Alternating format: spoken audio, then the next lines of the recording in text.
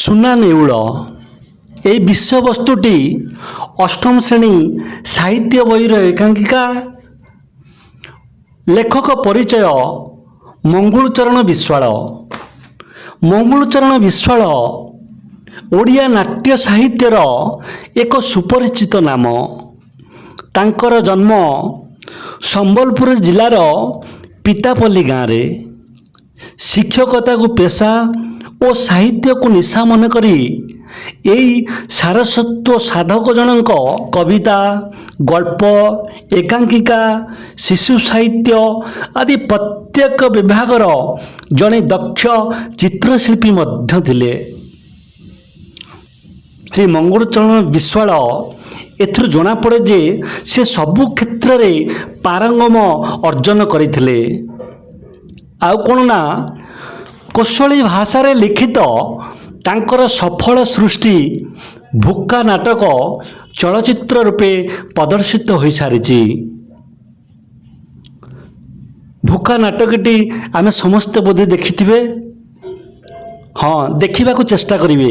ବହୁତ ସୁନ୍ଦର ଭାବରେ ପରିବେଷଣ କରାଯାଇଛି, ଯାହାକୁ ଲେଖିଥିଲେ ମଙ୍ଗୁଳୁଚରଣ ବିଶ୍ୱାଳ। ସୁନା ନେଉଳ ଏକାଙ୍କିକାରେ ନିଃସ୍ୱାର୍ଥ ଦାନର ମହତ୍ଵ, ମାନେ ବିନା ସ୍ୱାର୍ଥରେ ଯେଉଁ ଦାନ କରାଯାଏ ତାକୁ କୁହାଯାଏ ନିଃସ୍ୱାର୍ଥ ଦାନର। ଏହି ନିଃସ୍ୱାର୍ଥ ଦାନରେ ଦାତାଙ୍କର ମହିନୀୟତା ଏଠାରେ ପ୍ରତିଫଳିତ ହୋଇଛି ବା ବର୍ଣ୍ଣନା କରାଯାଇଛି। ଏହି ବିଷୟକୁ ଏକ ନାଟକ ମାଧ୍ୟମରେ ପରିବେଷଣ କରାଯାଇଛି। ପ୍ରଥମ ଦୃଶ୍ୟ, ବ୍ରାହ୍ମଣ ବ୍ରାହ୍ମଣୀ ମଧ୍ୟରେ କଥୋପକଥନ। ବ୍ରାହ୍ମଣ କହୁଛି, ଓଃ ଭଗବାନ ତୁମରି ଦୟା। ବ୍ରାହ୍ମଣୀ କହୁଛି, କି ଗୋ, କ'ଣ କିଛି ପାଇଲ? ବ୍ରାହ୍ମଣୀର ପ୍ରଶ୍ନରେ ବ୍ରାହ୍ମଣ କହୁଛି, କ'ଣ ପାଇବି ସୁନା ବୋଉ, ରାଇଜ ସାରା ସେଇ ଦଶା। ବ୍ରାହ୍ମଣୀ, କାଠୁ କିଛି ହେଲେ ଆଣିଥାନ୍ତ। କାଠୁ ଆଣିବି କହିଲ? କାହା ପାଖରେ ବା କ'ଣ ଅଛି? ଖୁଦ ଦାନାଟିଏ ବି ଦୁର୍ଲଭ। ଏଇ ଦୁଷ୍କାଳରେ କିଏ ବା କ'ଣ ଦେବ? ଯେଉଁଠି ଦେଖିବ ଦୁର୍ଭିକ୍ଷର କରାଳ ଛାୟା ରାଉ ଭଳି ଗ୍ରାସିଛି।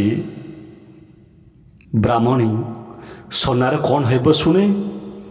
କ'ଣ କରିବି କହିଲ? ସକାଳ ପହର ଠାରୁ ତ ଘରୁ ବାହାରିଛି।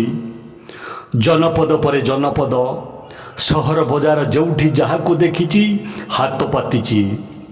ହେଲେ ସବୁଠି କେବଳ ସେଇ ଗୋଟିଏ କଥା, ନା ଭାଇ ଆଗକୁ ଯାଅ।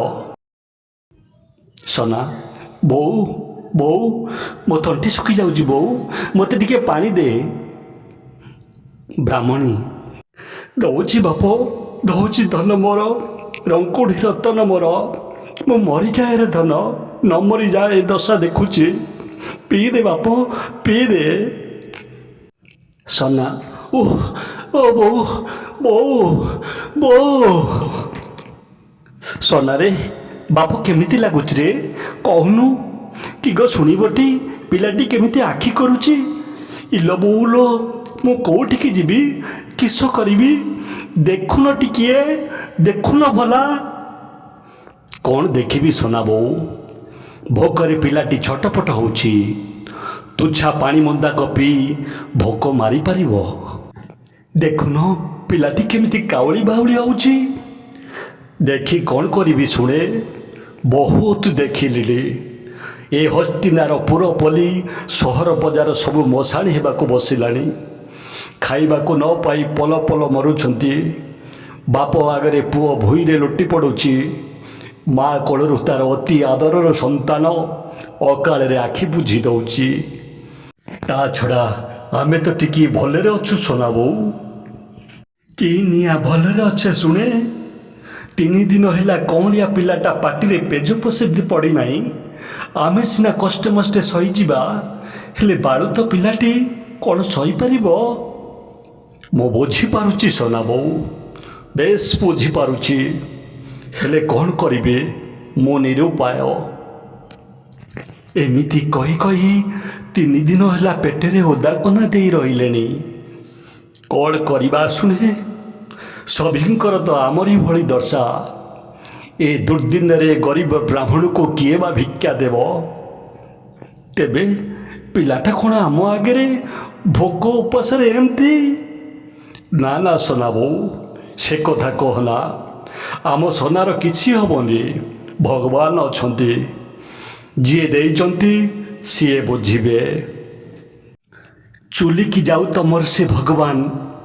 ଦିନସାରା ଘର ଅଣ୍ଡାଳି ପୋଷେ ଖୁଦ ପାଇଥିଲି।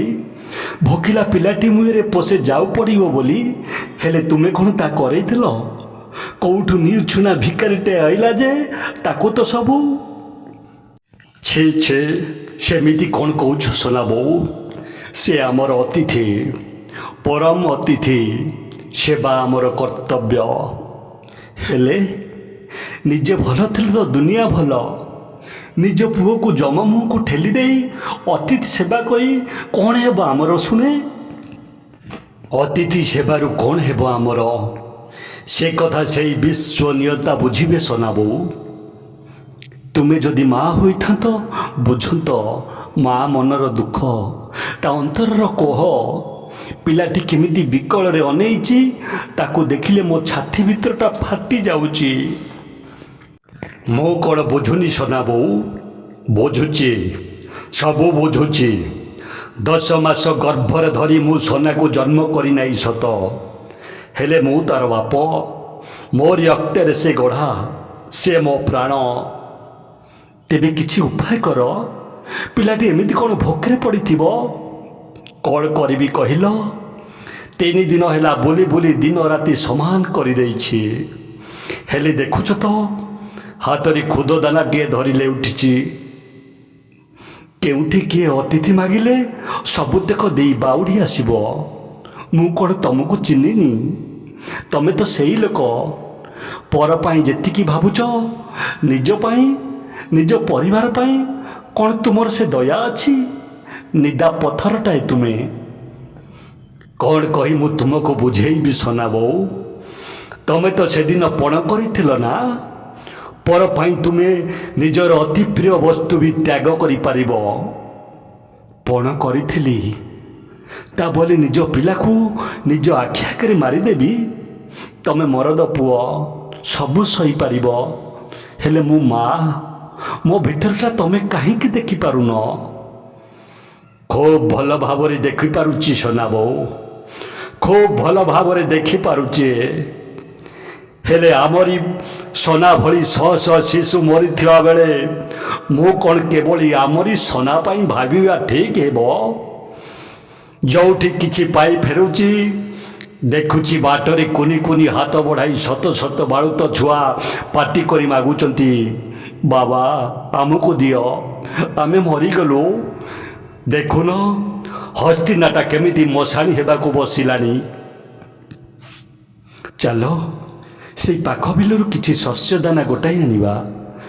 ପେଜ ପୋଷେ ରାନ୍ଧିଦେଲେ ପିଲାଟି ପାଟିରେ ଦେବ। ହଉ ଚାଲ, ଈଶ୍ୱର ଯାହା କରିବେ। ଏଇ ନାଟକଟି କେମିତି ଲାଗିଲା ନିଶ୍ଚିନ୍ତ କମେଣ୍ଟ ମାଧ୍ୟମରେ ଜଣାଇବେ। ତେବେ ଆଗାମୀ ଦୃଶ୍ୟ ଖୁବ୍ କମ୍ ଦିନ ମଧ୍ୟରେ ମୁଁ ଆପଣମାନଙ୍କ ସାମ୍ନାରେ ଉପସ୍ଥାପନା କରାଇବି। କାରଣ ସମସ୍ତ ଗୋଟିଏ ନାଟକକୁ ଗୋଟାଏ ଭିଡ଼ିଓ କରିବା କେବେ ସମ୍ଭବପର ନୁହେଁ, ବହୁତ ବଡ଼ ହୋଇଯିବ। ସେଥିପାଇଁ ପାର୍ଟ ପାର୍ଟ କରି ଆପଣମାନଙ୍କ ସାମ୍ନାରେ ଉପସ୍ଥାପନା କରାଇବାକୁ ମୁଁ ଚେଷ୍ଟା କରିବି।